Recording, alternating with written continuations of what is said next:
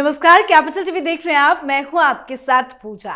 दिल्ली में 27 साल बाद बीजेपी की सरकार बन गई है। रेखा गुप्ता ने दिल्ली की 9वीं और चौथी महिला सीएम के रूप में शपथ ले ली है।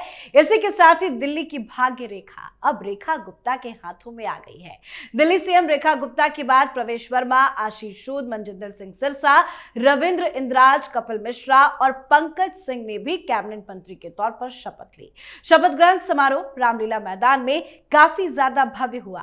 शपथ समारोह के जरिए एनडीए ने अपना दम दिखाया और शपथ होते ही दिल्ली की नई मुख्यमंत्री रेखा गुप्ता जबरदस्त एक्शन में भी नजर आई। मतलब जश्न पूरा होते ही एक्शन भी जबरदस्त चालू हो गया। सबसे पहले मुख्यमंत्री रेखा गुप्ता ने सचिवालय जाकर कामकाज संभाला। उसके बाद सीएम समेत सभी मंत्रियों ने मिलकर यमुना नदी के वासुदेव घाट पर भव्य संध्या आरती की। उसके बाद फौरन पहली कैबिनेट मीटिंग भी हो गई। मीटिंग में कई महत्वपूर्ण फैसले पर मुहर लगने की खबर है।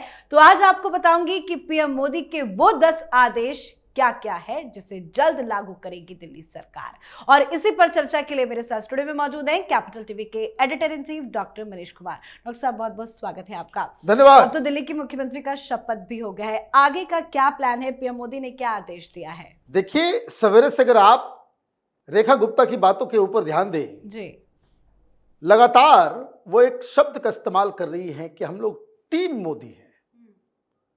तो पहली चीज ये समझ जाइए कि इस टीम मोदी में सिर्फ मुख्यमंत्री और तमाम मंत्री ही नहीं हैं।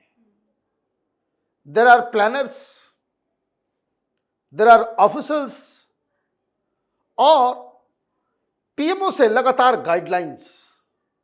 दूसरी चीज, वो बार बार इस बात को कह रही हैं कि प्रधानमंत्री के विजन पे ऊपर हम लोग काम करेंगे। मतलब दिल्ली में क्या कैसे होना है वो प्रधानमंत्री की नजरों में रहेगा। इसलिए दो तीन चीजें साफ हो जानी चाहिए।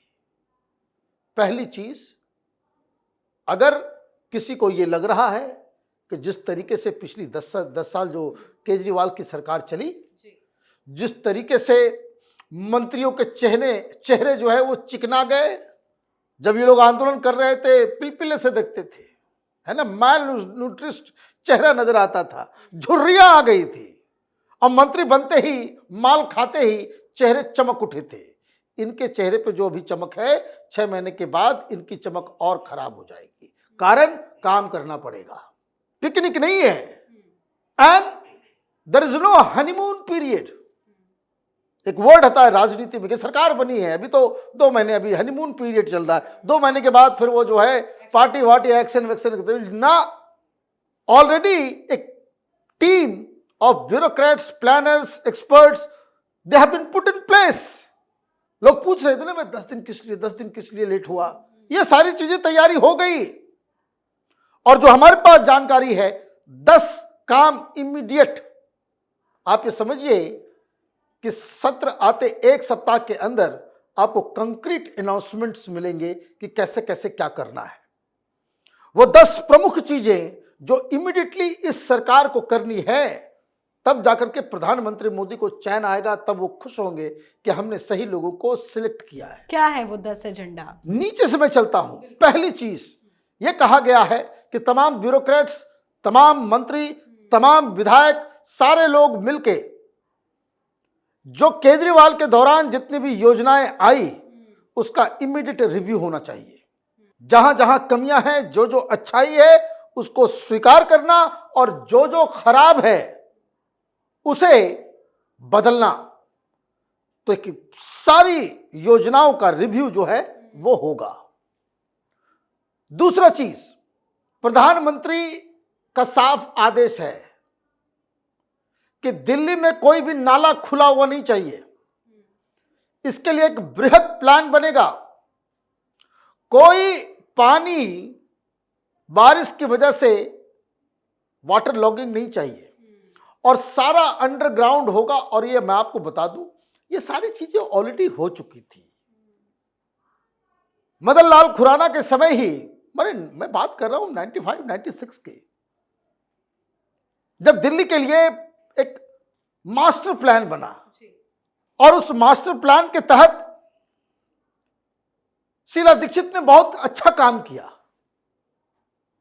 ये आदमी केजरीवाल, इसने मास्टर प्लान का बेड़ा गर्क कर दिया, कोई काम ही नहीं किया, इंफ्रास्ट्रक्चर पे कुछ काम ही नहीं। भाई पैसे नहीं थे। आप अच्छा काम करना चाहते हो तो आपको एक केंद्र के साथ कोऑर्डिनेशन करने की आवश्यकता है ताकि फंड्स वगैरह की कमी ना हो। अभी क्या होगा, बहुत सारे लोग बोले कि भाई इतना पैसा कहां से आएंगे, उससे अरे भाई केंद्र सरकार बैठी हुई है, केंद्र सरकार, प्रधानमंत्री बैठे हुए, पैसे की कमी कहां से होगी? पैसे की कमी कभी शीला दीक्षित को नहीं होती थी। हर 10 कदम पे बनता था ओवरब्रिज, पाथवेज, हाईवेज, सारे। शीला दीक्षित के जमाने में दिल्ली की सड़कें बिल्कुल किसी और शहर से कम नहीं होती थी। क्यों? पैसे की कमी नहीं होती थी। होती थी। कैसे होता था? बड़ा अच्छी कहानी सुनाया शीला दीक्षित के बेटे ने, संदीप दीक्षित ने, कि वो प्रपोजल लेकर के जाती थी, अटल बिहारी वाजपेयी प्रधानमंत्री थे, तो राजनीति तो फिर भी होती थी कि ये 10 प्लान है, तो वो कहते थे नहीं हो पाएगा, क्योंकि वही सब कुछ बता दिया जाता था कि भाई देखिए उससे उसका कांग्रेस का क्रेडिट हो जाएगा। जो राजनीति में जो आम चीजें होती है वो होना भी चाहिए, कोई बात नहीं। तो वो बोलते थे कि जाइए आप लोग, नहीं इसमें कुछ भी नहीं होगा। तो ब्यूरोक्रेट्स सब चले जाते थे बाहर। तो वो कहती थी अटल जी चाय तो पिला दीजिए, चाय नहीं पिलाइएगा? तो कहते हैं भाई चाय पी लीजिए। और जब चाय की चुस्की चल रही है, वो 10 के 10 प्रपोजल जो है मना करके प्रधानमंत्री से साइन करवा करके चली आती थी। अगली बार जाती थी तो वो अटल जी कहते थे कि भाई देखिए आपका चाय जो बड़ा महंगा पड़ता है, लेकिन फिर भी वहां पे बैठ करके अगर काम करवाने की इच्छा हो तो नियत साफ होनी चाहिए। नियत साफ होनी चाहिए कि भाई हमें ये दिल्ली में चाहिए। ये आदमी, ये विषैला जहरीला आदमी, गाली गलौज के अलावा इसने जीवन में कुछ नहीं किया, तो काम कैसे होगा? अब तो पार्टी भी एक डबल इंजन का मतलब अभी क्या होता है वो दिल्ली में आपको दिखाई देगा। तो ये कहा गया है, नालियों को लेकर के हमने बताया, सफाई। आप ये समझिए, जो आदमी पूरे देश में स्वच्छ भारत अभियान चलाता हो और दिल्ली ही गंदी रह गई। सही बात। आप समझिए कि उसको किस तरीके, और ये क्लियर कट मैं बता रहा हूं, ये प्रधानमंत्री का आदेश है, इस पे कोई कॉम्प्रोमाइज नहीं। और प्रधानमंत्री ऐसे व्यक्ति हैं जो किसी दिन गाड़ी लेकर के कहीं भी घुस जाएंगे, और वहीं पे जो विधायक होगा, सरकार होगी, जो रिस्पॉन्सिबल लोग होंगे, वो लेफ्ट राइट सेंटर हो जाएगा उसका। गुजरात में इसी तरीके से ऑपरेट करते थे वो। प्रधानमंत्री ने वादा किया है कि दिल्ली में महिलाओं को 2500 रुपए का जो वादा है वो उसको पूरा किया जाएगा। इस पर आज आतिशी ने प्रेस कॉन्फ्रेंस भी किया, कह रहे जल्दी कीजिए। भाई इनको मैं तो एक बात कह रहा हूं, प्रधानमंत्री जी को, इन लोगों को कह देना चाहिए कि ये बकवास जो है, हाथी चले बाजार और डैश डैश डैश डैश, इनको बकने दीजिए जो कुछ करना है। इनके मुंह लगने से जो है ना, आप अपना टाइम बर्बाद करोगे, एनर्जी बर्बाद करोगे। इन लोगों को छोड़ दीजिए, इन लोगों को अपना बीन बजाने दीजिए, इन लोगों के ऊपर ध्यान ही नहीं देना है। आप जितना इसके ऊपर ध्यान दोगे, जितना उसके ऊपर जो बयान के ऊपर आप रिस्पॉन्ड करोगे, ये तो भाई जो आदमी कीचड़ में ऑलरेडी सना हुआ है, आप उससे जाकर के कुश्ती लड़ोगे, आप भी गंदे हो जाओगे। तो इस गंदगी को दूर रखिए। तो आतिशी मार लेना, केजरीवाल को तो ये फॉरगॉटन चैप्टर है, काम क्या करना है उसको आगे। 2500 का वादा पूरा होगा। जिस किसी के दिमाग में डाउट है वो डाउट क्लियर कर ले, क्योंकि ये आदेश आया है। फिर प्रधानमंत्री ने एक और बात कही है जी, कि जो 1 सप्ताह के अंदर कि जितने भी बैकलॉग हैं नौकरियों में, चाहे वो मेट्रो में हो, चाहे वो टीचर्स का हो, चाहे वो नर्सेस का हो, चाहे वो हॉस्पिटल्स में सफाई कर्मचारियों का मसला हो, ये जो रिक्त स्थान है जहां पिछले 10 साल में कोई नौकरी मिली नहीं, या आप जान लीजिए, नौकरी देने का प्रचार बहुत हो गया लेकिन नौकरी नहीं मिली, तो आप उसमें नौकरी जो खाली पद है उसकी पूरी लिस्ट तैयार होगी और इमीडिएटली उसमें जो है वो वहां पर रिक्रूटमेंट का प्रोसेस शुरू होगा। अब कच्ची सड़कें जो दिल्ली के अंदर में हर जगह है, ये तमाम विधायकों से भी कहा जा रहा है कि 5 अपने अपने इलाके के काम को आप चिन्हित करें, क्या काम होना है, क्या है नहीं है, उसका बजट एलोकेशन कितना खर्च होगा, पूरा एक रिपोर्ट तैयार कीजिए और ये जो गली गली जो हर जगह जो गंदगी फैली हुई थी और सारा चीज जो था, कहीं पुल नहीं है, कहीं पे पुल टूटा हुआ है, कहीं नाली बह रही है, कहीं सीवेज खराब है, तो सीवेज का मैंने कह दिया।